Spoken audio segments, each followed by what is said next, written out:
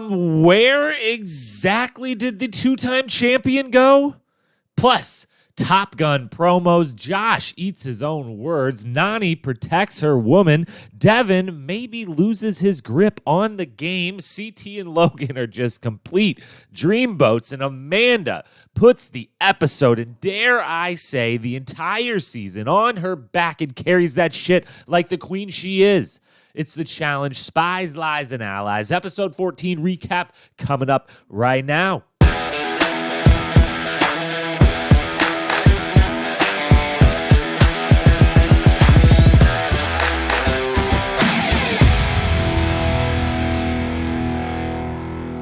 What up, my fellow challenge lovers? Welcome to the Challenge Historian, where we dive deep into all things MTV's The Challenge, past, present, or future. If it's happening in the Challenge universe, then we are here to document it.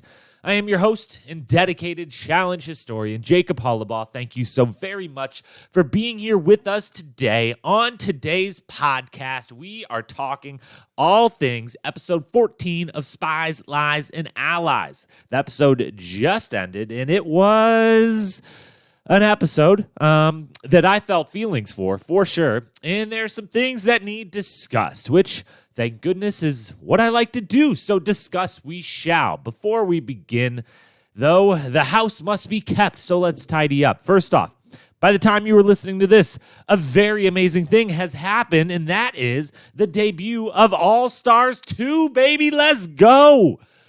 Streaming on Paramount Plus, episode 1 drops in about an hour and a half from the time of recording this right now, which means it's literally out right now if you are listening to this. It's very exciting stuff, and I'm sure you are pumped to watch that. But, and it's a Huey-sized butt we're talking about here. First, maybe finish this podcast. That'd be pretty neat. You already started it. Go ahead and just listen to the whole thing. You've already watched Spies, Lies, and Allies, I assume. Go ahead and listen to the whole recap.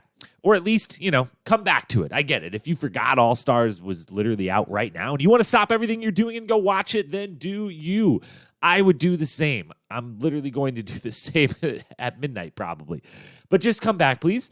But if you haven't watched All Stars yet and forgot that it was maybe coming out today and don't feel like you're properly primed to do so, you still have time. It's just sitting there on the streaming service. You can watch it at your own leisure. So go ahead, go back and check out my 2.5 hour, yes, 2.5 hour preview extravaganza available on this very podcast feed you're listening to right now, as well as on our YouTube channel.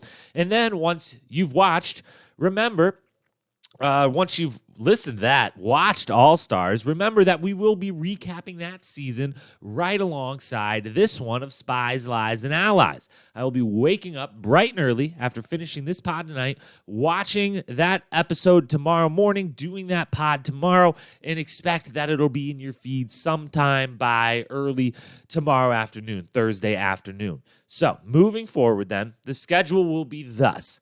There will be a double season review preview pod on Tuesdays where we look at not just Spies, Lies, and Allies, but All Stars 2 and really anything going on in the Challenge universe. We're going to open that podcast up quite a bit there to just kind of be your primer for the week of Challenge, for the week that was and the week that will be in the world of the Challenge. That will still be on Tuesdays, and then Spies, Lies, and Allies recaps super late Wednesday night in your feed right when you wake up Thursday morning, and then All Stars 2 recaps coming sometime that very same Thursday, likely early afternoon, maybe earlier, we'll see. We're looking at 4 to 5 weeks at least of overlap between the two seasons here, and I am still waiting for Buna Murray, waiting for anyone out there, honestly, to explain to me. Anyone listening, other independent podcasters out there that maybe have some idea how to do this. However you get on a screener list and convince them that you're legit enough to deserve screeners in advance and you won't spoil anything. I hate spoilers. I won't do any of that. I would love to get these shows in advance so I, too, could put my content out immediately upon them debuting into the world. But stay up late Wednesday right after I watch live with y'all, film or record the pod, put that out, get up bright and early Thursday, watch All Stars, film, record, put that one out. So those will both be there, 3 pods a week, a lot of action coming in the world of the Challenge and in the world of this podcast. All right.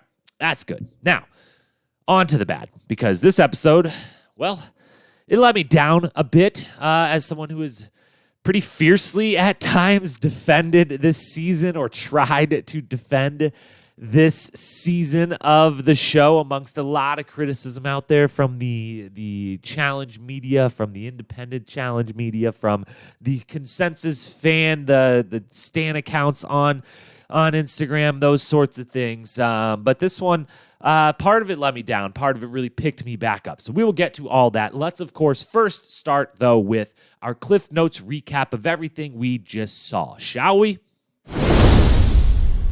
First things first, let's recap everything that just happened. This was a pretty plot-heavy episode with not a lot of the plot going super duper in depth, but a bunch of stuff happened. So let's recap it all Cliff Notes style. So here we go as quickly as we can, although I got a pretty long list I'm looking at in front of me, so we'll see how quick this one is. We'll be talking fast, as always.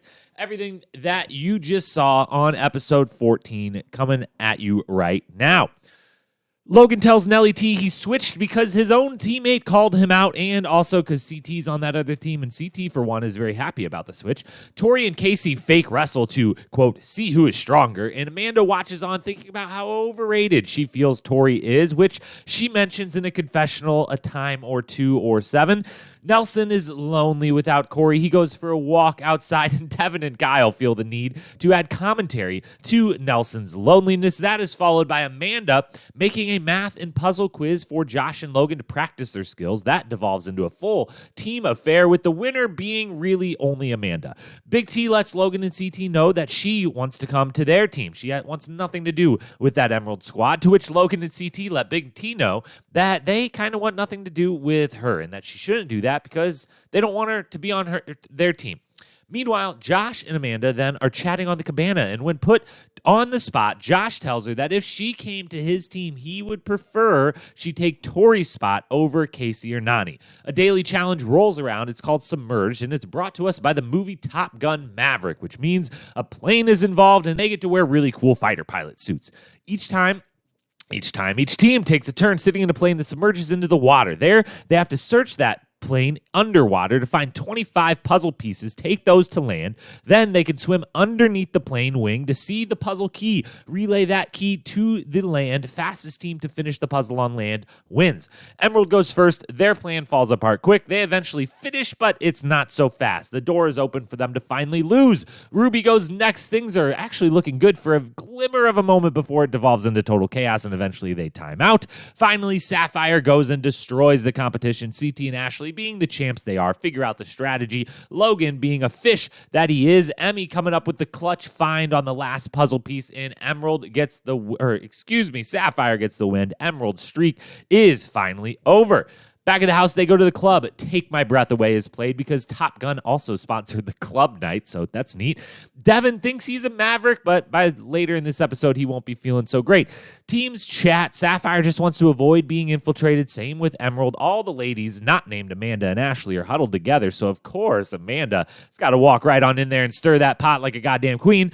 Nominations come. Amanda, knowing she is likely going in one way or the other, throws herself in, but not before Josh and Devin make mild fools of themselves, and Kyle gets into Joker 2 at Emerald's expense. After nominations, Josh tries to make up with Amanda, but is also kind of pissing off Tori, who in turn is kind of pissing off Amanda, in turn is pissed off with Tori. It's a whole pissed off affair.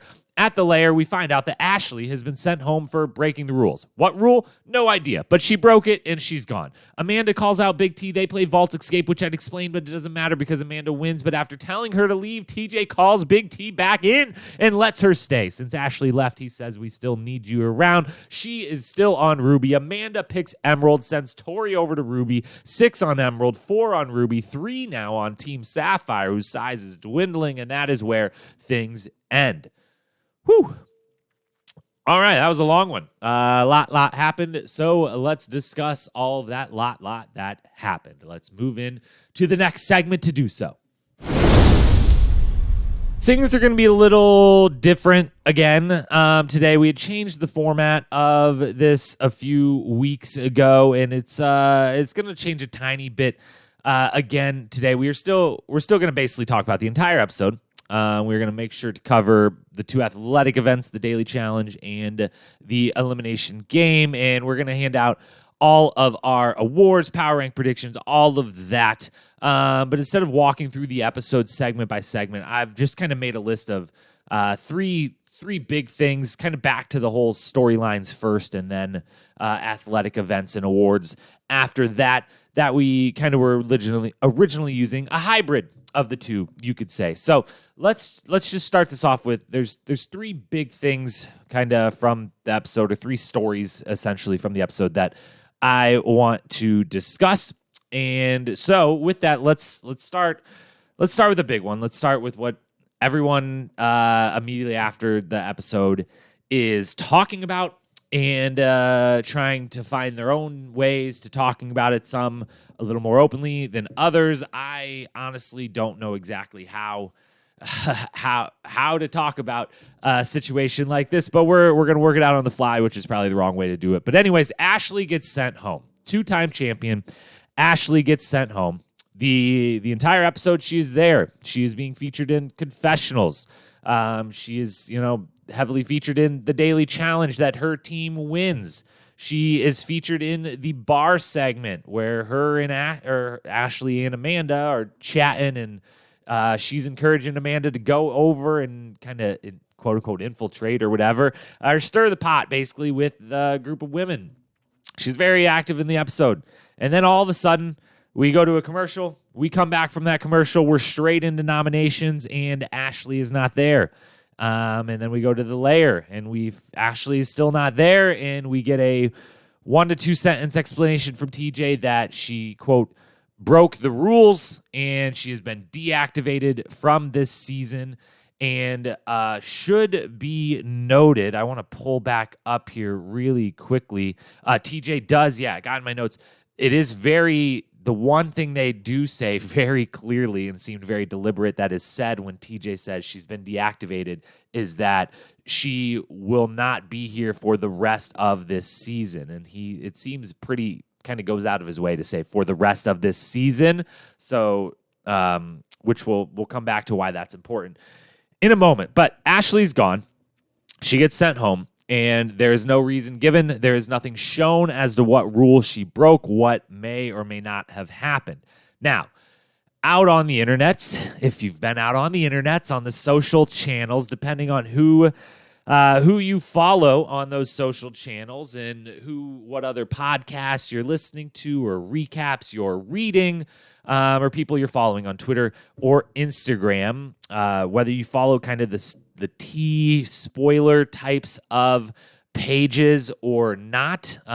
Even if you don't, you may follow plenty of other folks like myself, who a lot of which have already came out and commented on the rumored reason why Ashley went home, which I don't want to talk about at all necessarily, because the reason, if you've found it out there, is there's a reason they don't want to show or bring up what she is alleged, and again, by all of these spoiler accounts, which do get their info directly from cast members for certain. There's a few of them that are pretty trusted at this point, that are very clearly over the years have built up relationships with cast members and are getting info directly either from cast or production or people on the inside. Who knows if that info they're getting is 100% the exact truth or anything, but it is out there that she had said something to another cast member and that it was not okay, and that she got sent home for that. And I don't want to talk about what it was, because it would kind of be doing the same thing if the show or people out there would think what she did was bad enough to not be aired or to get her kicked off a season, then discussing it in detail only makes that exact same problem worse. So I'm not going to talk about that, but the info is readily available to you out there if you want to find out what she is alleged to have potentially said. But what I do want to talk about is this. I think it's complete bullshit, and I will say that more confidently than I probably should. Could definitely get some blowback for that, given the subject matter of what happened. But I don't believe that it is a potentially messy or, crossed some lines. Absolutely. They're, otherwise they wouldn't have told her to go home, and they wouldn't have cut the whole thing out of the show. But again, going off of what allegedly happened, so many worse things have happened on this show.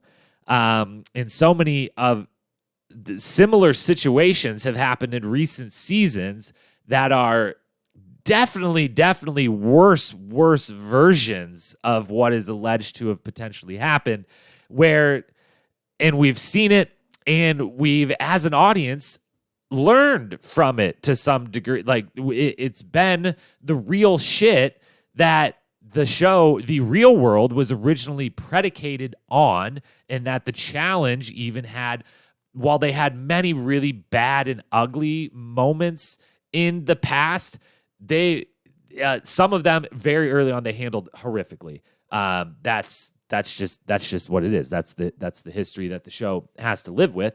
But others that they've handled in a way where something bad has been done or said by a cast member or cast members, and the show has been able to talk about it and comment on it and have the rest of the cast come in confessionals and say why what happened wasn't right, why they feel the way they do.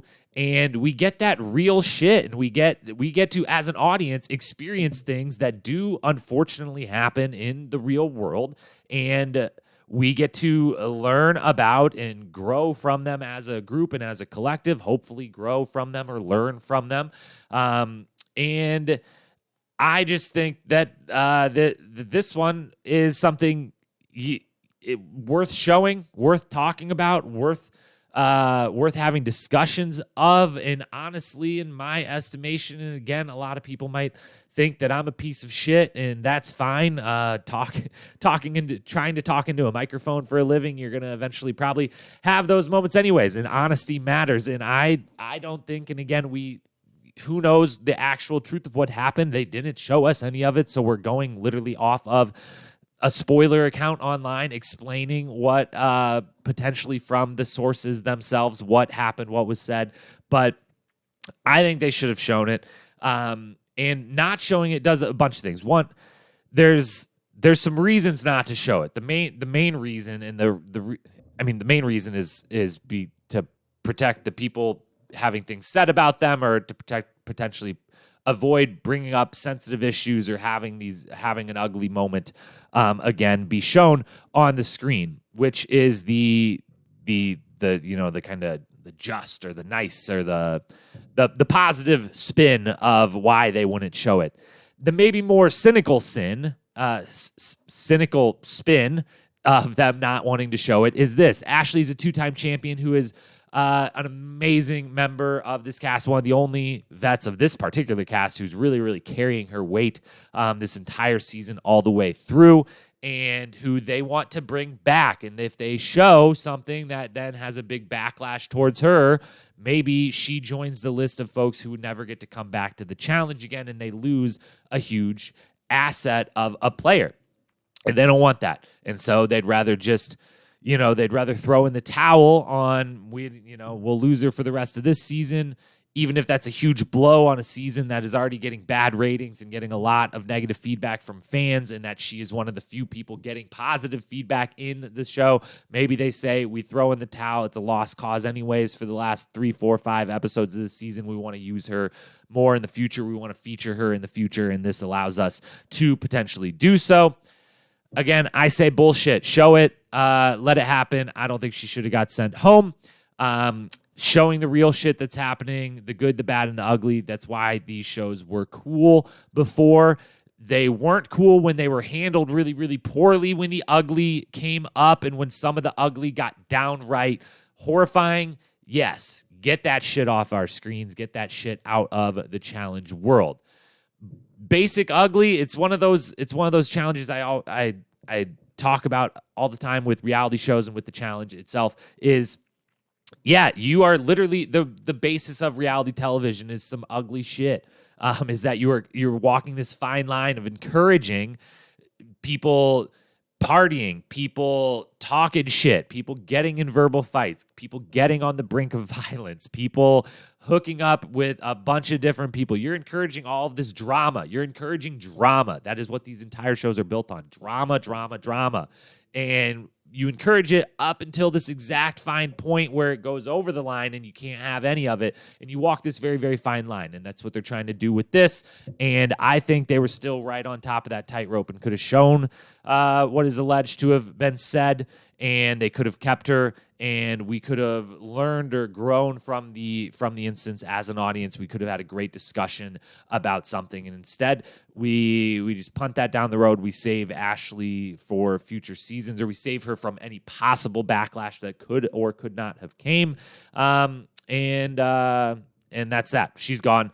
It's a big, big blow to the season. Interesting to note.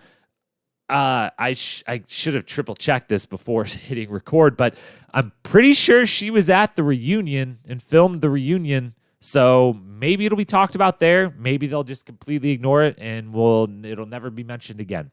But it really hurts the season overall, her being gone. The teams are worse and more uneven now. Her team that was looking good wins this daily challenge. It was looking like a fierce foursome. They lose one of their 4 players. They lose 25% of their team. That's not good. And now they have 3 people to another team's 6. Like, are you kidding me? I know CT's CT, but at the end of the day, it's a tall order for that team. She was one of 2 champions you had left. She was only 3 on the entire season as is. And as we said before, she's great content. She's an A+ cast member every freaking season she's there. And so your cast gets smaller and your high quality, high usage rate vets get smaller. So a bummer she's gone. Don't know that it was handled exactly right. Don't know that there was an exact right way to handle it. Hopefully I haven't pissed off too many people with my thoughts there. And again, if you want to know more, if you think if you want to know more, the info's out there, and maybe at the reunion it'll be talked about at length. Second little storyline from this episode. Will everyone lay the fuck off Big T? Big T is literally the greatest human being walking this earth. I feel confident in saying that. Like, go ahead and try to find me a better human being than Big T on this earth right now. I will wait. And by I will wait till the end of my time on this earth, because you can't find one. She's amazing. And I just want to come out and say this one thing in defense of Big T. The whole layup idea in the challenge world, like many of the lingos or ideas or many of the things in the world of the challenge, it gets just nauseatingly talked about at length. Once a word enters the verbiage or the lingo of the challenge, it just has to be used and beaten into the ground. But layup in the world of the challenge it always bothers me how poorly that what is a solid term and should be used and should be brought up in strategizing and in talking honestly, or some would say talking shit to your cast members or about other cast members, is just never used appropriately or in depth to the layer that it should be in the show. There are layups in eliminations. There are layups in daily challenges. There are layups in final challenges. With not wanting to upset one of the absolute queens of the show, but Aneesa is the great example of this in recent seasons, not early Aneesa, but in the last couple seasons that she has been on, where she is looked at and talked about as if she is some layup in the game, and it couldn't be further from the truth, because she's going to whoop your ass in daily challenges, and she's certainly going to whoop almost any of your asses in an elimination. If she makes it to a final, and it's a typical standard, what we've come to be used to over the last 20 seasons or whatever, final where you have to run 1,000 fucking miles, then yeah, in a final, Aneesa, I love you, but you're kind of a layup in the final when cardio becomes the only thing that matters. But when they talk about her as she's a layup, just save her for an elimination, or like, we can beat her in dailies. No, you can't. She's got a long, storied history of not losing in those elements. So she might be a layup, or could be considered a layup in one area in the final, but she's certainly far, far, far, far, far from it in others. So that's what I mean by I hate the way this gets used, and I hate the way it is applied to Big T, and it is applied over and over and over in this episode. I get it, Logan and CT, you don't want her on your team. Logan, you were hooking up with her, and you clearly understand how great of a human being she is. Just because she told you a horrifying bedtime story, you can break the romance off with her, but you got to lay her down a little easier here as far as not wanting her back on your team, having left the team mostly because of her. CT, did you learn anything from last season? Like, again, you don't have to invite her right back onto your team. You can do everything and feel everything you're feeling, but maybe don't throw it in her face as much as you're doing. And the final thing on the layup side, she's just really short. That's it. She is really, really short, and that is a huge drawback because she is just physically smaller than one, but she's got legitimate muscles for her size. She's in legit shape, and she's also got the brains. And yes, I'm saying all this, and she eventually does lose an elimination in this episode, but I don't care. She's not the layup that she's certainly, I'm picking Tori versus her in most eliminations. I'm picking Casey versus her in most eliminations. I thought this matchup with Amanda was very even. I thought if Nany would have been down there with her, it'd be very, even anyone's game. She's certainly not, intimidating anyone, but again, it's because she's short. She's super short.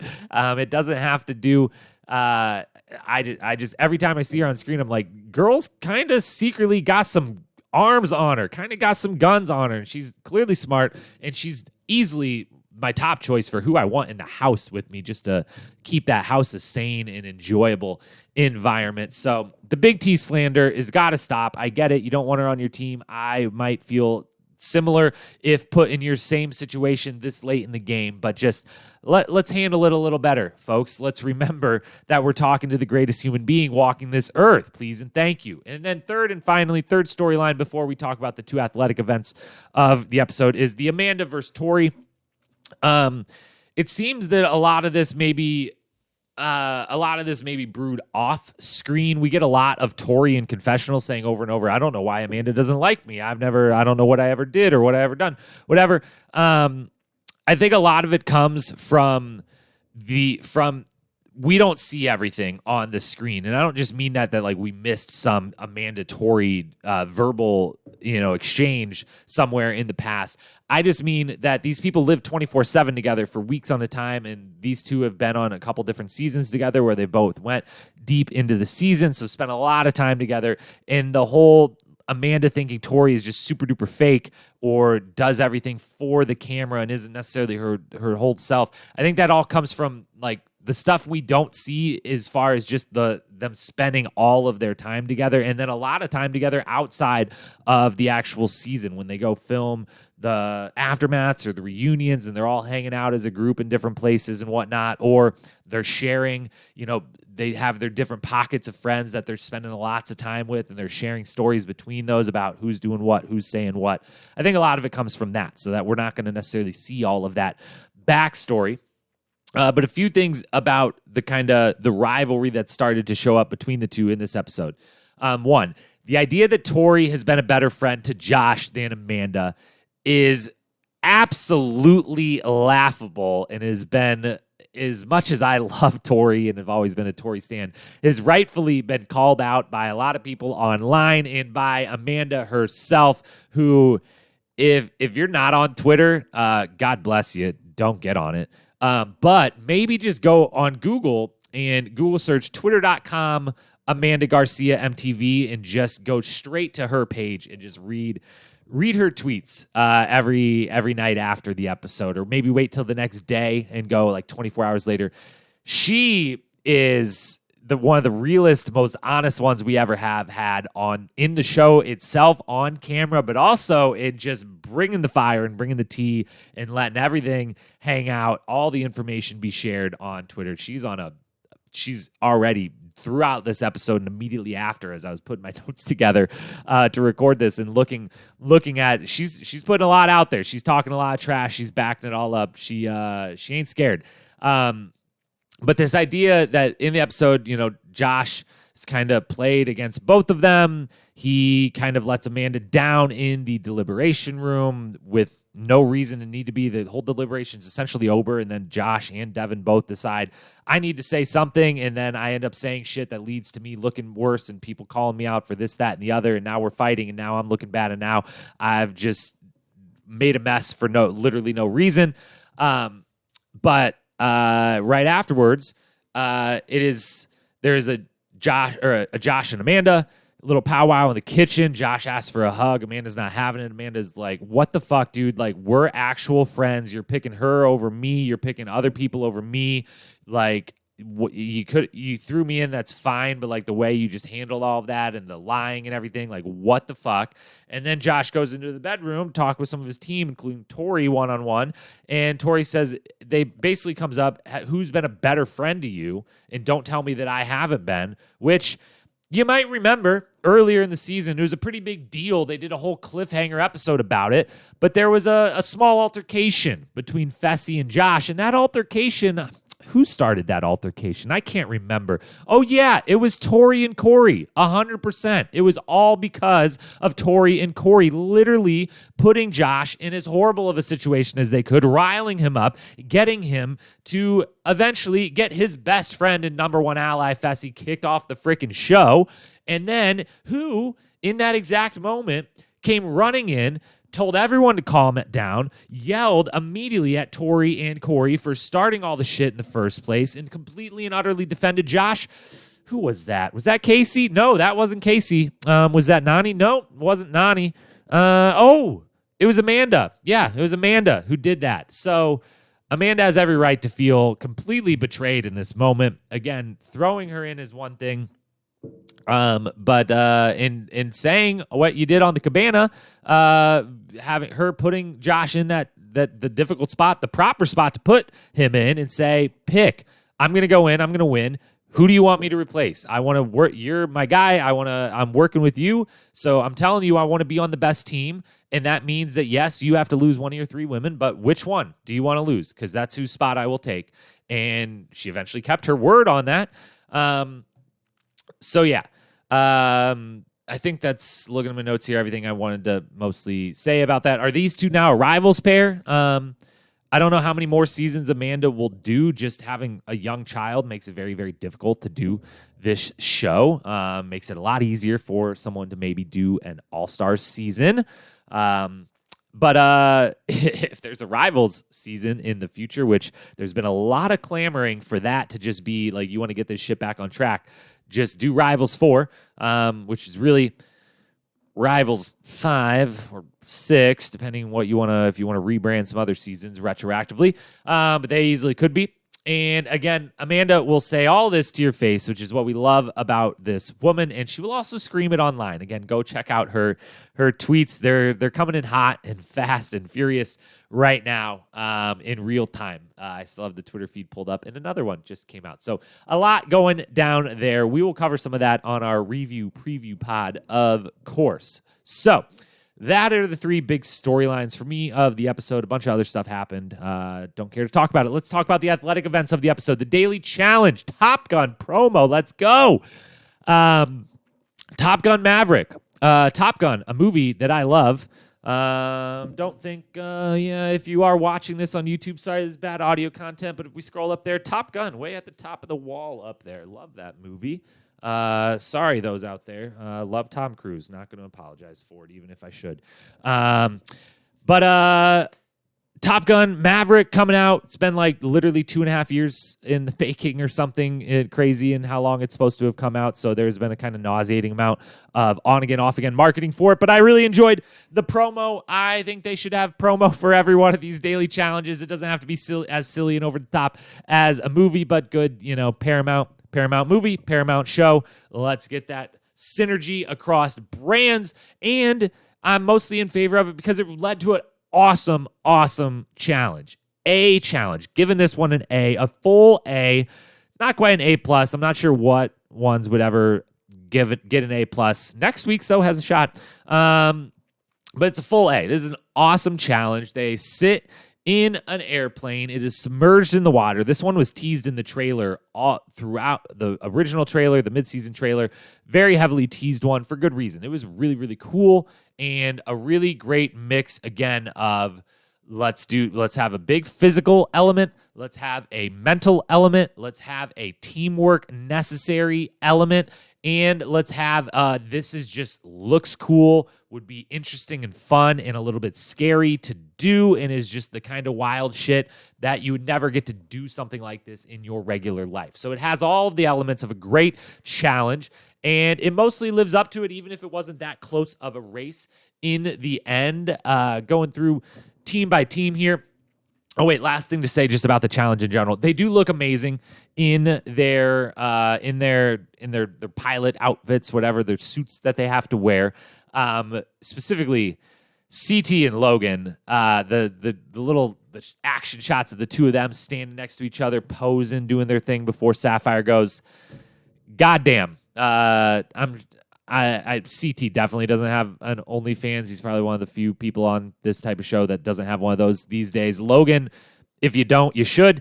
And the two of you together could easily do, the two of them in their pilot's gear could easily do a full 12-month calendar shoot if they needed to. They're just heartthrobs, dreamboats. They look great. Everyone's looking great in them, but the shots of those two were very exciting for everyone, I assume, watching.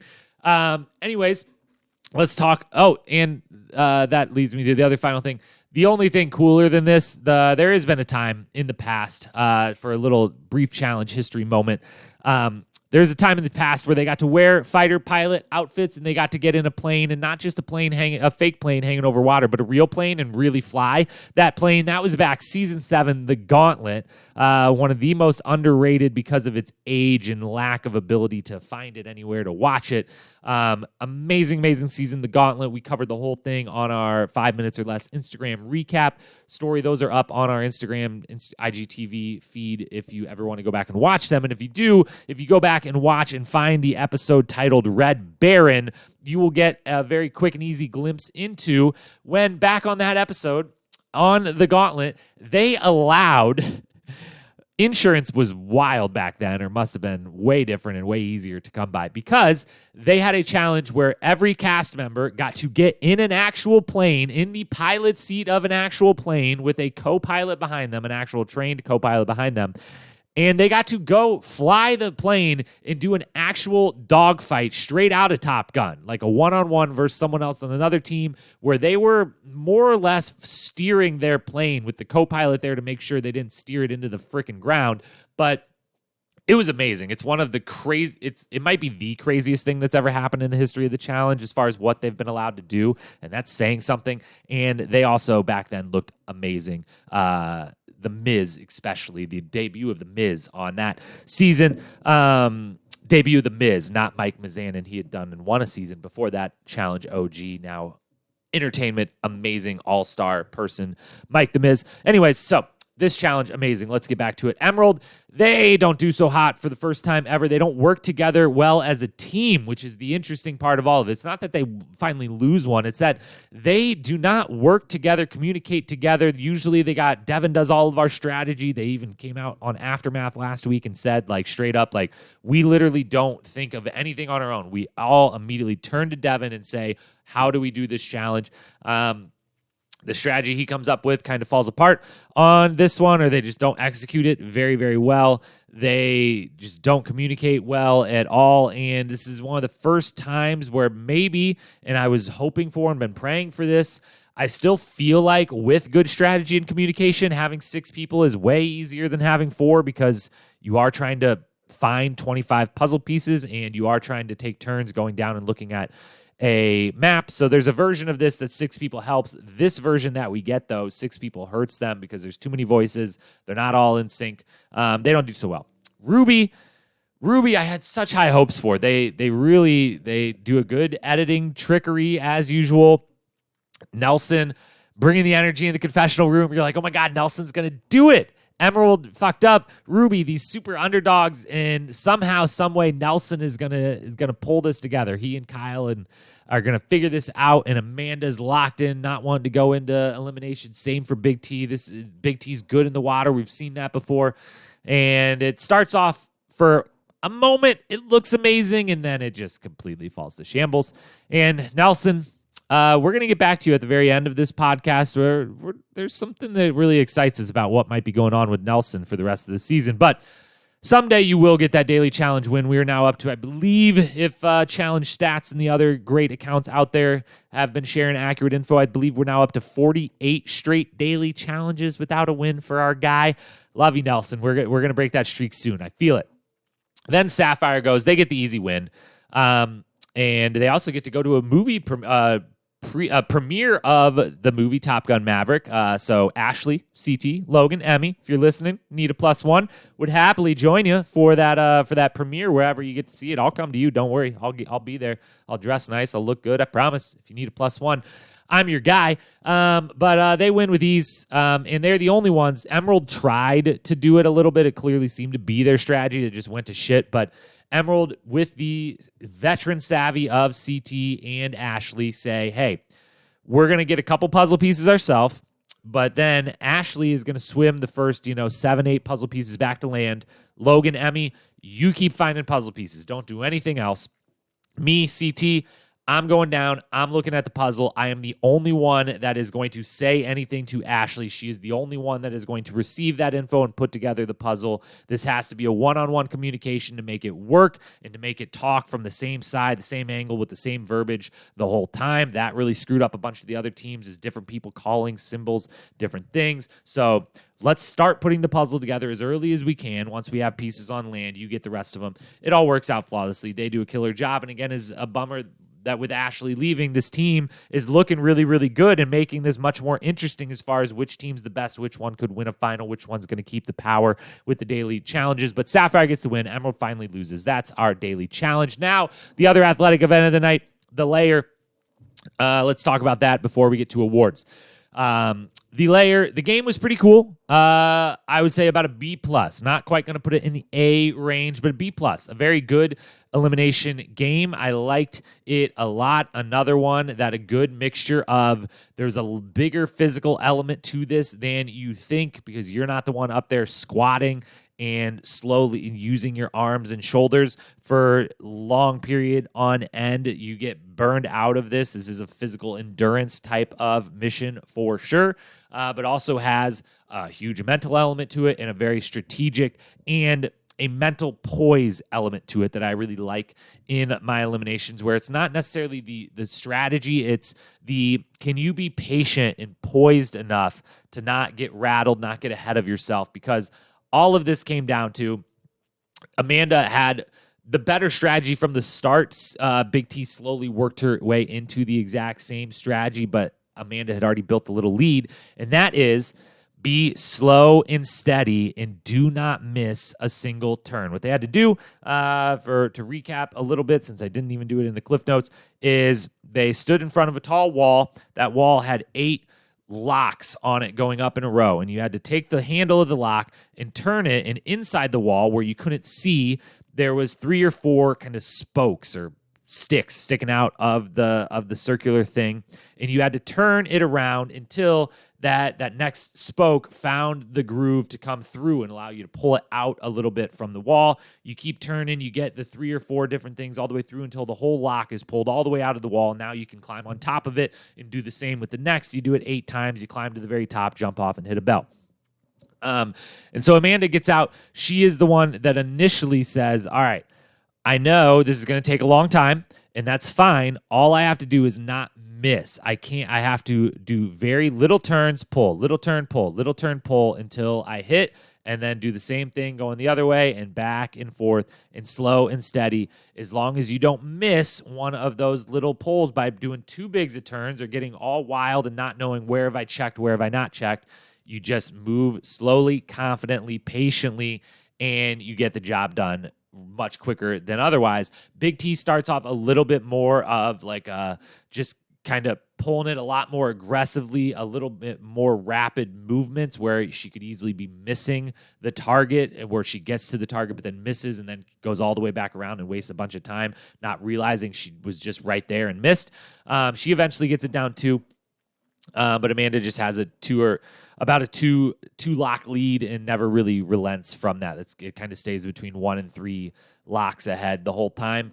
The only question I had on the strategy side is they both squatted the whole time, and I wondered the whole time as I was watching, I was like, is there an argument to say you should sit down and straddle the log you're on to save the physical tiredness of the squat and kind of change the angle your shoulders and arms are working in to kind of use some different muscles to turn that? And then I immediately was like, is the reason they're not doing it because then to pull out the entire lock, standing back up would be very difficult to do and potentially lead to you falling off? So I don't know. These are 2 smart ladies who, especially Big T, once she fell behind, seemed to be, willing to try some different strategies. So I feel like they assessed in the moment maybe that wasn't, but that was my only idea, is maybe sitting down would have saved the legs, but neither of them's legs really ended up giving out on them. So that's probably silly and just me trying to outsmart the eliminations as I like to do. So that's the game itself. Then right after, we get the 2 big moments in the layer. TJ,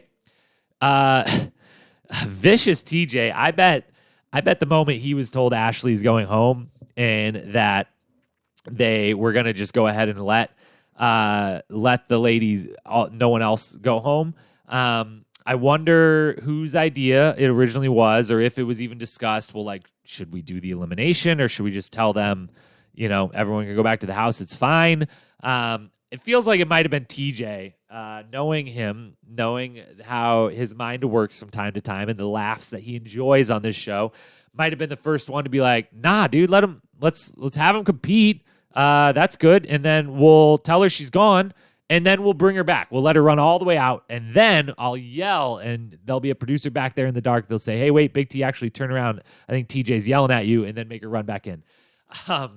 My heart in this moment explodes. I would assume Big T's heart is doing a whole bunch of different stuff because she just got eliminated, and they make her literally run out of the place up into the dark path. And then I, again, assume there's a producer back there somewhere who says, hey, wait, stop, turn around. I think can you hear him? He's yelling for you.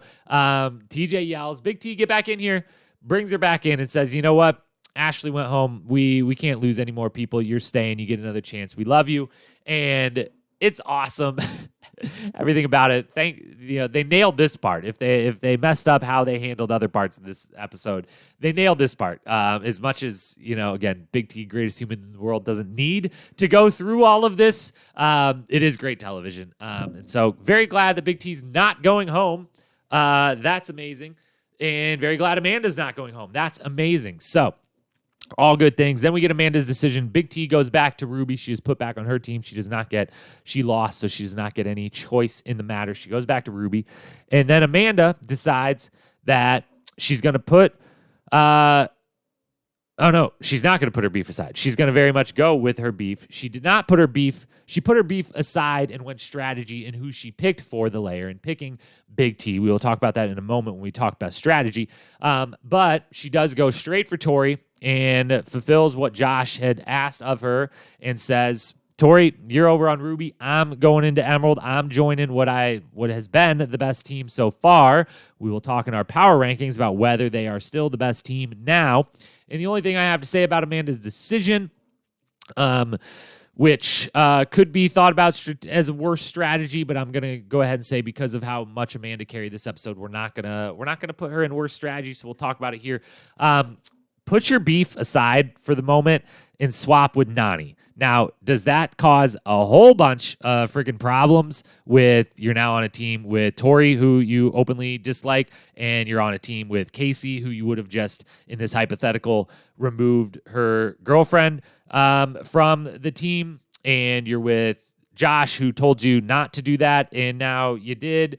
A lot of people on your team might have been very, very upset with you, but those same people are not going to throw any daily challenges because the dudes on their team are way too scared of going into an elimination. And the women on the team know that they also want to keep themselves safe in the power in their hands. And in the event that if they would want to, in this hypothetical, then use the next women's nomination to get Nany back on their team and replace you back, they would do so by winning and getting to pick Nany to go into the layer to then pick either Big T or Emmy, I guess would be the only people left at that point to go, or Tori to go against and get back on their team. So, or no, not Tori in this hypothetical. She would still be on the green team. But anyway, so I would say strategically, Amanda, there's a very good argument for put your beef aside and say, with respect to Nany, I want Tori and Casey on my team. They're the two physically dominant people. If my whole thing of coming to this team is I'm bringing some brains and some smarts,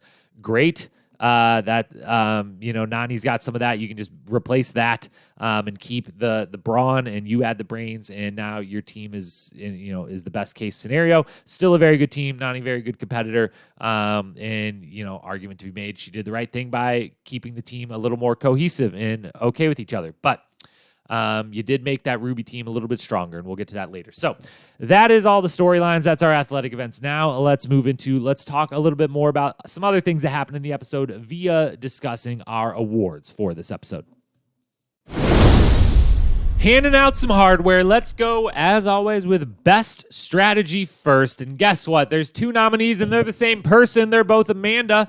Amanda won. The first one, we referenced it earlier, putting Josh on the spot in the cabana, and then as well as bringing that same thing and putting him back on the spot in nominations. Fantastic gameplay, flawlessly executed, making Josh have to go on the record with something, putting him on the record, and then allowing him to be the one that brings it up in nominations, and then going in and being like, no, if you're going to bring this up, we're going to talk about it honestly and truthfully. I said I wouldn't share it, but now you started sharing it, so we're going to share it. But making him put on camera, on tape, on the record, hey, I want to come to your team. We're friends. We're allies. If I'm coming to your team, and I'm just telling you that's what's happening, I go in, I win. I'm coming to your team no matter what you say because I want to be on the best team and I want to be with you. But I will let you tell me who I should replace. I think you got 3 solid women, and I'm willing to replace any of the 3 if you want to give me your choice. Very, very smart on her part. Very, very smart how she handles the whole thing on the cabana, in the nomination room the whole time. Then also nominated for Best Strategy, Amanda again, for picking Big T. Even if she wanted to call out and take out Tori, even if it was an elimination that when walking in, you would say, yeah, this isn't some hall brawl. This isn't some soup based just on strength or physicality. So this is definitely one that's a fair ball game all the way around, and that she has every ability to call out and beat Tori in. And so it's what, when she says, I want to get down there and see, and then who I want to call out. It's one that she definitely could have, but she does the right thing in going strategy over vengeance here and picking Big T. Just simply for the fact of you got to get the numbers on your side. If you go in and win, you got to think, what happens if I win? And if I go in and beat Big T, in their mind, they don't know that Big T is going to be allowed to then stay. But in their mind, Big T's going home, which means if Ruby is down to 3 people, whether I go back there or I infiltrate and switch, Sapphire's down to 3 people, and Emerald, if I go there, has 6, and it's 6 to 3 to 3, and I am now not only on the team that has been winning, but now has a 2-to-1 numbers advantage in the game, a pretty unbelievably significant lead. So you got to go with that, because if you call out Tori and you win, then the situation is Tori goes home. Again, maybe she would have been allowed to stay, which would have been actually, I hadn't thought about it till this exact moment, but would have been fascinating if Amanda calls out Tori, beats her, and then TJ's like, nah, Tori, you get to stay. You're still on Emerald team. And Amanda, what do you want to do? Do you want to replace Nany now, or do you want to go back to Ruby? What do you want to do? I feel like she would have then been like, I guess I still have to go to Emerald, and I've got to replace Nany, and now everyone hates me, and now we just get the scenario that Jacob just talked about being the better scenario anyways. That would have been very fascinating, but they don't know that. So in their mind, you call out Tori, you beat her, you go to Emerald and replace Nany, and then it's just you and Casey, and there's only 5 people there, and Ruby still has 4, and Sapphire has 3. The numbers are a little closer. You've removed 2 people from the team you're joining instead of 1. So it just doesn't work out. She picks strategy, and that's good, and that gets her the win for best strategy for the episode. So, best strategy, Amanda. Easy, hands down. Worst strategy, 3 nominees. First up, not very familiar to the world of worst strategy, and that is Josh. Josh, you brought up your own lies/secret conversation during a nomination that was over, a nomination that Amanda had just said. You know, Kyle had got his jokes out, Big T had said her piece, and then Amanda comes in and just says, you know what? Throw me in. Whoever else, if someone else is picked, they're just going to pick me to go against. So throw me in, please, and thank you. And this can be done. We can vote. But no. The men of the room, the Emerald men, used to the power, used to getting to say anything they want to say in the power position in this nomination room. They've got to speak up, and Josh goes first. And he brings up his own, he talks his way into a lie. And he brings up his own secret conversation that Amanda is then rightfully like, yo, I said I wasn't going to talk about it, but you started talking about it. So I guess that's what we're doing now. And it just makes a mess out of a situation that didn't have to get nearly as messy as it was. So Josh, worst strategy there. Second worst strategy is same moment. Devin, what are you doing, bud? I get it. Again, your team 4 times in a row has been in the power position in that room, and in doing so, you have been the leader of the deliberation room. You have been the one doing the most talking, leading the conversations, asking the questions, calling out the subplots, all of that. You've had the power, and you might be not just a little drunk on those beers that you love so much, but you might be a little drunk on that power because you didn't need to talk in this one, my guy. You just keep your mouth shut. Because it ends up, again, same as Josh. Not quite as bad, but like everything you say, everyone else just gets mad at you. And everyone else kind of calls you out and looks better than you in this moment. And everyone else just gets further annoyed with you. And just keep your mouth shut on this one. That's all you had to do. So bad strategy there. Third and final, worst strategy, Sapphire. Now, it didn't backfire on them. It ended up working out. But we saw and we talked about CT and Logan early in the episode. Big T goes to him, says, you know, I'm going to come to your team. If I'm going in, if I win, I'm coming to your team. And they both very more rudely than necessary say, nah, we would prefer you don't join our team. Big T, please and thank you, please don't. But their whole goal, as they make it known then in that moment and other moments throughout the episode, is they like the 4 people they have, or at least at the time all these discussions are happening when they still have 4 people, but now they only have 3 because Ashley's gone, and we're not going to talk about that again.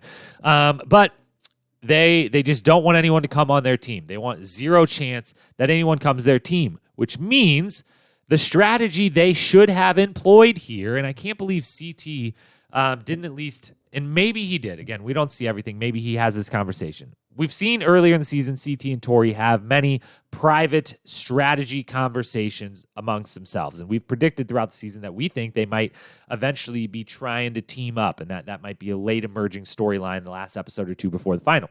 We'll see if that happens. And it not happening right here makes me think that maybe it won't. But Sapphire's strategy could have been, hey, let's go to the Emerald team, specifically Tori and Casey. Let's go sit down with Tori and Casey and say, look, you guys want to keep your team fully intact. I would like to keep my team fully intact. We both at this point have pretty much called a truce versus each other and just want Ruby people to go home, and the 2 of our teams will face off. That's fine. That's good. Let's do what's best to get that accomplished. And what's best to get that accomplished is, hey, Tori or Casey, I'm going to need one of you to go into elimination. We're going to pick one of you. And we're only doing it because we are 100% confident that you can then go in there and call out Big T or Amanda and come back. And that in doing so, you will decrease our odds of anyone winning and choosing our team by, you could go in and, Tori, hey, you want to call out Amanda? Great. Amanda wants to go to your team. You want to stay on your team. No one in that situation wants to come on our team. Fantastic. Good for us. Also, you are heavy favorites in that elimination. Go prove yourself. You talk a big game. Go ahead and do it, because then you win. and you go back to your team, and there is zero chance anyone can infiltrate or take a spot on your team. So I think they should have maybe, and again, maybe they did and we just didn't see it. But I think CT or the entire Sapphire team should have went to Tori and Casey and said, will one of you step up and go in and take one of them out so that neither of our teams is threatened to be infiltrated? I think that would have been a good idea, and I'm nominating them for worst strategy for not at least even thinking of it or proposing it. So, worst strategy, Josh, Devin, or the entire Sapphire team, and I can't give it to Sapphire because that's a little... It's something they didn't do, not something they did. Josh and Devin both win it because they both as ridiculous. Again, that nomination was over. So Josh and Devin both get worst strategy. Now let's talk best moment. I love and adore Nelson, Nelly T. Absolutely love the guy. And so while, yes, the laughs are being had at his expense, I do have to say that I really did enjoy the moment of Devin and Kyle commentating, providing commentary and internal thought of what they believe Nelson was thinking or saying to himself as he walked up and down the path outside. It was really funny, and again, it was funny at the expense of someone who I like a lot, but I know Nelson can also laugh at himself and probably watched this and thought that it was funny as well. So that was a great moment. TJ getting to ride the motorcycle into the daily challenge. That was a really good moment. Really enjoyed that. Really enjoy anytime TJ gets to play with one of his toys, a boat, motorcycle, car, helicopter, whatever. Let TJ have all the toys. Then also the daily challenge in total should get a nomination for the best moment. It hasn't happened many times this season, but definitely I really, really enjoyed the entire daily challenge this episode for sure. So it gets nominated for best moment. And then the final one and the winner, the best moment of the entire episode is Amanda and Ashley in the bar, sitting together, standing together at one of the tables, sipping on their drink and plotting and looking over and seeing all the other women over there talking in one circle about likely how they would pick Amanda to go into elimination against. And Amanda and Ashley, the whole, just them plotting and them being like, yo, yeah, I should go over there and confront that, right? Oh, yeah, you should go over there. You should do this. You should say this. You should do that. Just love the two of them plotting together. Anytime you get that, it's fantastic, especially in the outfits they're wearing with all of them having to wear the Top Gun hats. Or the fighter pilot hats is funny. And so that plotting and then Amanda confronting all the ladies, that whole scene and moment, that is great, is fantastic. Amanda carrying the episode on her back at that point of the show. And it wins best moment of the episode. Then let's talk best quote. And I'm going to be really, really honest. I maybe did a worse job taking notes on this episode, but there just wasn't a lot of good actual like one-liner type of quotes. I basically would say if we could play back for you everything Amanda says the whole episode, we would just do that. She has some briefly good moments, but we're gonna say there's one nominee and we give it to Kyle because in the field really enjoyed when he comes back with the Ruby team at the beginning of the daily challenge and says something to the effect of, I'm really excited. Been a Ruby guy since day one. My main plan was to come back to Ruby. That was hilarious. And yes, we don't actually, sorry, I didn't even try to do a Kyle UK accent there. But I don't have the recording of this episode the way I normally do to even play it for real for you. So you have to take my word for it that not a quote heavy episode, not a lot of great one-liners in this one, but Kyle really excited, been a Ruby guy since day one. My main plan was always to come back to Ruby. That was my favorite quote of the episode, more than likely. So he gets the win, not unfamiliar to winning quote of the week. That is Kyle. And then MVP, it's not even close. No one else even receives votes. This is a unanimous one. It's Amanda all the way through. She gets the elimination win. She gets the best moment of the episode with her plotting with her bestie and then going in, stirring up the pot with all the other ladies. She has the best strategy of the episode. She has, the moment on the cabana with Josh, and then again, bringing it back up in the nominations. Everything she does in this one, she's usually right in all the arguments, the disputes that she's having. She's usually on the correct side of them throughout this entire episode. She wins multiple things in this episode. She just carries this episode on her back through and through and through, and is a godsend to a season that needs some people to carry episodes in the way that she carries this one. So unanimous. No one else even receives votes. Amanda all the way through is our MVP. And that is all of our awards. So with that, let's finish up our discussion of this episode and where we are now at by talking about those power rankings and some predictions for the season moving forward. Finishing things up, let's talk power rankings. And first, we are going to keep an individual power ranking, but just to talk the three teams really quick because we haven't touched on it at all. So where the episode ends is we now have Emerald still with 6, but with those 6 people now being Josh, Devin, Emmanuel, and Casey, Nany, and Amanda. We've got Sapphire with just 3 left, but a big, strong 3 it is in CT, Logan, and Emmy. And then we've got Ruby with kind of being brought back to life a little bit here, slowly but surely. Now Nelson, Kyle, Big T, and Tori. And so to me, if I were to power rank these 3 teams on best chances to win daily challenges, which I believe right now, and again, no spoilers of any kinds here, but we've talked openly throughout the whole season that we believe there's 18 episodes of this season, and it seems like there's three dailies and eliminations left, 2 more male eliminations, 1 more female eliminations if there's no twist of any sort, but that would get us down to 10 total people in a final, and split up however they would eventually be split up amongst teams or individual or whatever would then happen. But 10 people in a final has been the kind of standard for a few seasons in a row, so it seems like that would also get us episode 15, 16, 17, and then final in episode 18. But chances of winning those 3 dailies or winning the final with the current teams they have, honestly, I think the script has been 100% flipped. And if I had to power rank them, they're very, very even. It's very tough. They each have big advantages. Emerald obviously just has more people than everyone else, and that has certainly been and will probably continue to be a big advantage. Sapphire has CT, and that is itself a massive advantage. And even if the other 2 people, Logan and Emmy, are rookies, they've rookies who have very much proven themselves repeatedly. And if the only weakness I could even say between either of them is that, yeah, the communication on Logan's side in the moment can be slightly more difficult with the language barrier. And yeah, Emmy's emotions occasionally can maybe get the best of her and rile her up to the point where it's hurting you in a challenge.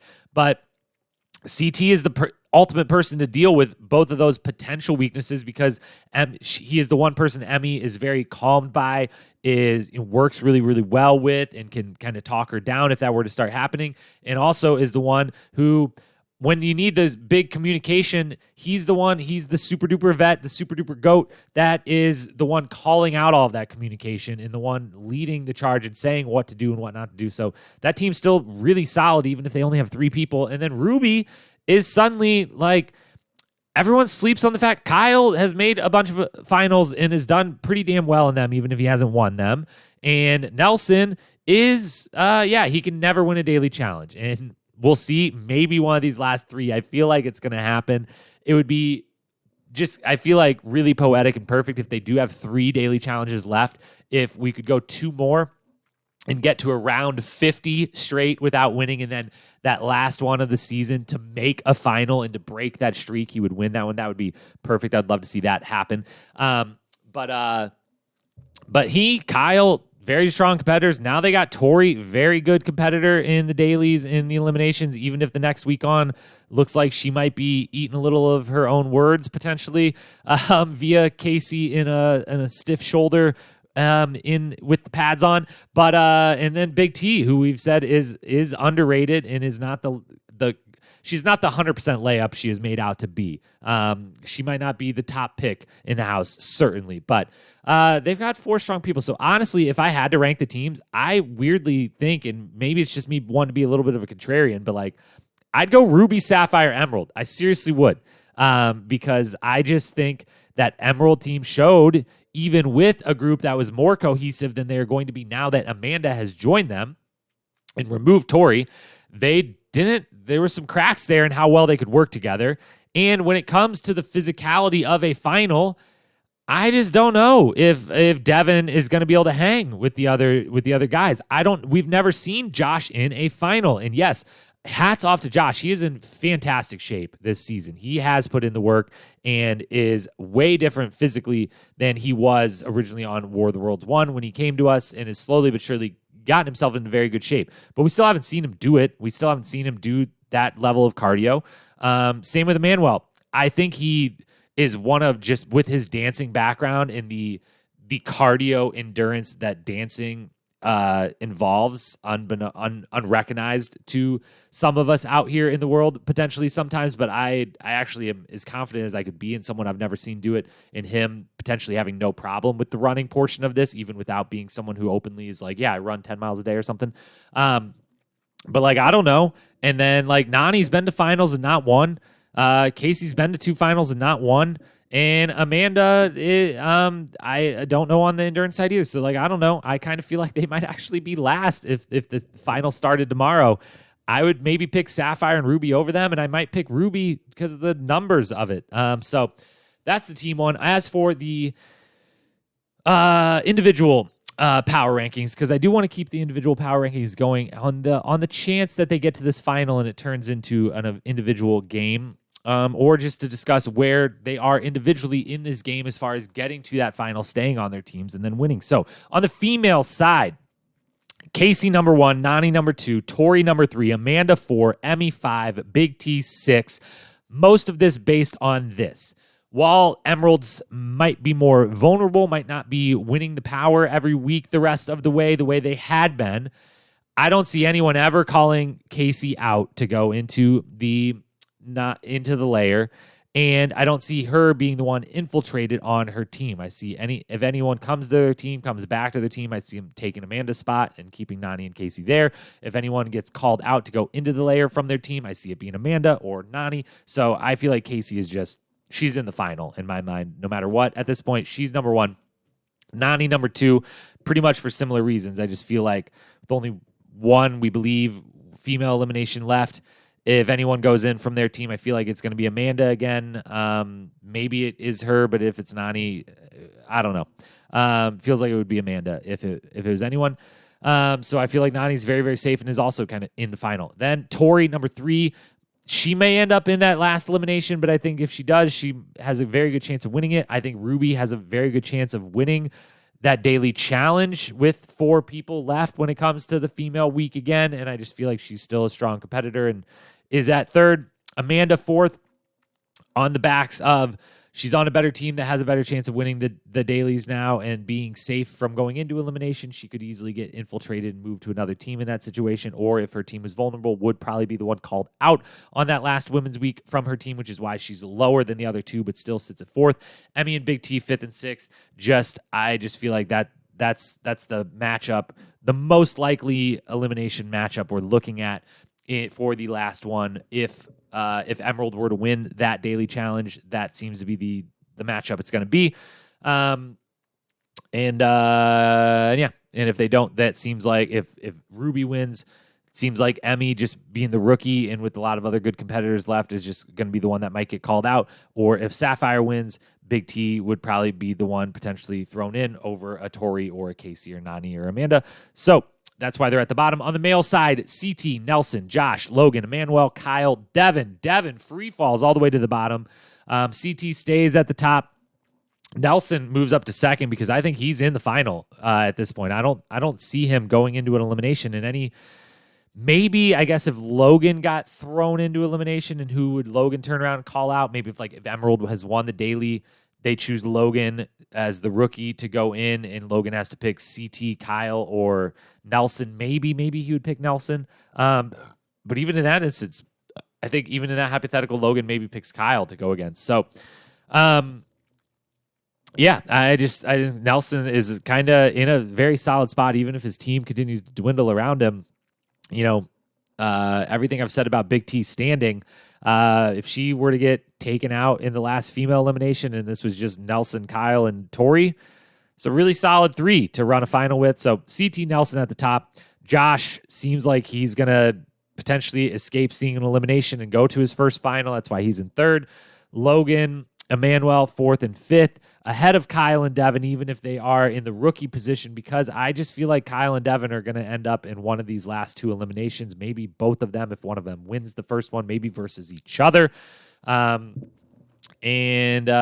why they're at the bottom now. I just think if Emerald doesn't win the next elimination, I think either Devin or Josh, but I think because of the political ties in the house, it's Devin that will be the one called out from their team to go into an elimination that people will look at as the easiest choice in the house.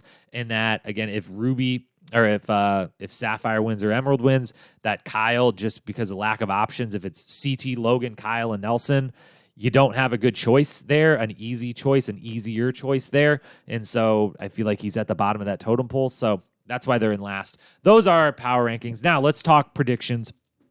We, on the season, are 14 predictions deep, and we have 3 of them that so far have been right. Tori have 5+ partners. She had 4, would have had a 5th. We counted the team as a 5th. She's now on another new team, so she's kind of at 6 different teams or partners, so that one counted. CT is going to be picked at least 2+ times as partners. That counted. He was about to be picked for the second time, and then multiple people picked his team to come to, so we counted that one. Then we also, Ruby team is the cast-off team. Everyone wants off. 2+ Ruby team members will volunteer for elimination to make the switch. We had already given ourselves that one as 3 people had left. One of them had volunteered. Now a second one volunteered to do it, and 4th person left their team. So 3 right. We did add another one, though, this episode that we got wrong.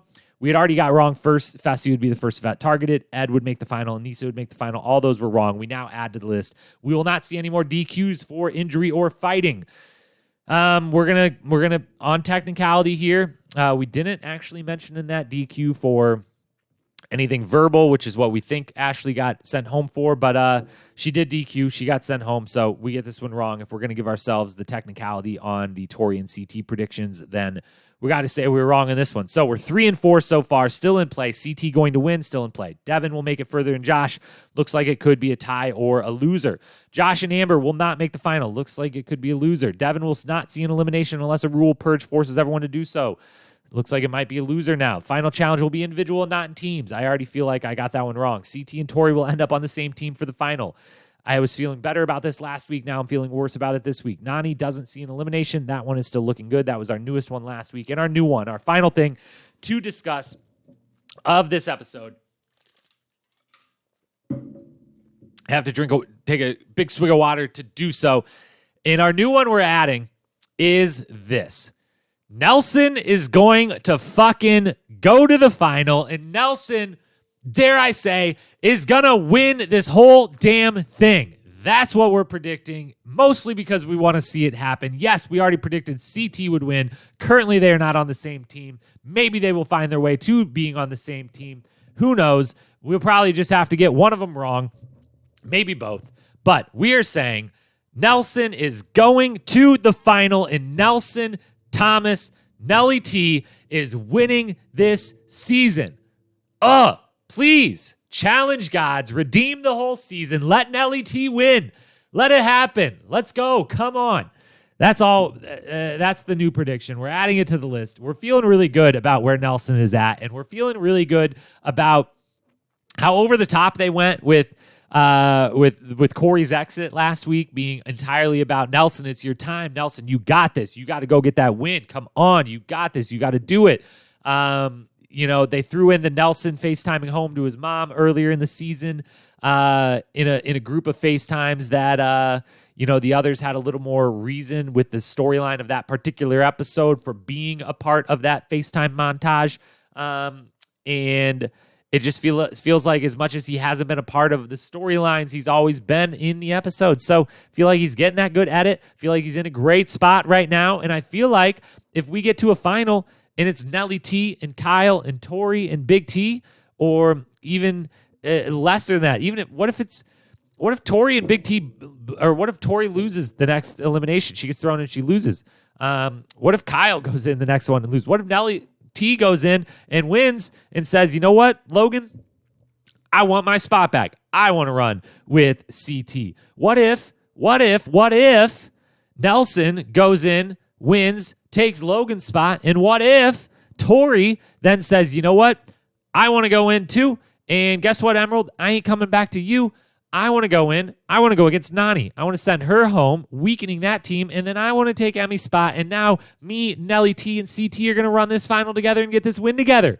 Whew, that'd be amazing. So Nelson is going to the final, and he's going to fucking win the whole thing. That's our newest prediction, and also our last one, season-long prediction we're making. We're up to 15 season-long predictions. There's only a few episodes left. We can't. It's going to be really hard to keep throwing these on top, and if we do, they're just going to be ones that are probably very easy to predict at this point with so few eliminations left of, who makes the final, who doesn't, whatever. So our 15th and final season-long prediction, Nelson goes to the final and wins. Mark it down. It will happen. Somehow it'll happen with CT also winning. Somehow it'll happen without Josh or Devin winning. So that's that. Those are our predictions, and that is all for this episode of the podcast. Thank you so much for sitting through all of this and listening to all of it with me. Thank you for sitting through an episode that, yes, Amanda carried on her back, as we talked about extensively, but also was one that left us a wee bit frustrated, not just for the Ashley departure, but just in general. I've defended this season at length throughout it, and I felt like it was going to it was going to defend my defense of it by getting better and better and better the later into the season it went, and it hasn't 100% lived up to what I thought that it could in the back half of the season, but there's still time, and there's still certainly the ingredients for 2 or 3 really, really, really great episodes heading into this final coming up. So let's hope that's what we get. As always, you should be wherever you're listening to it right now. Before you close, if you haven't hit the pause or the end or clicked on something new to listen to yet, please, before you do, hit the follow or subscribe button so you don't miss any of our now 3 podcasts a week coming in hot.